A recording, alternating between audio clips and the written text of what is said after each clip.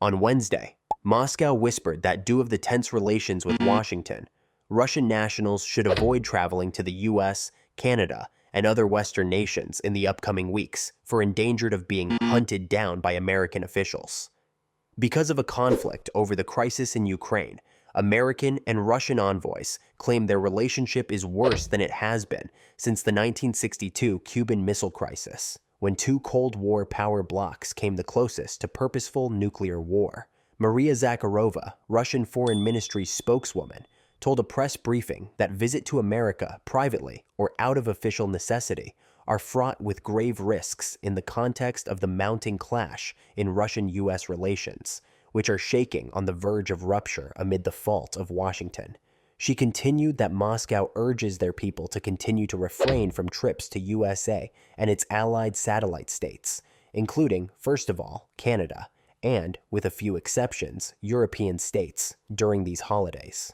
There is a full list of countries that cooperate with the U.S. Regarding the extradition. It will be on our website. That is why we urge during the celebrations and in the future to refrain from any trips to the U.S. or any allied satellite states, first of all Canada, and countries of the EU, with some exceptions, if it isn't an emergency, of course, because people can become victims of provocations, can be detained if they violate national laws. And if there are signs of specific interests, with the invitations with offers to meet, to speak, as it was formulated, as the Russians said, that ended up in prisons. They were invited to speak about cooperations, about work for generous remuneration.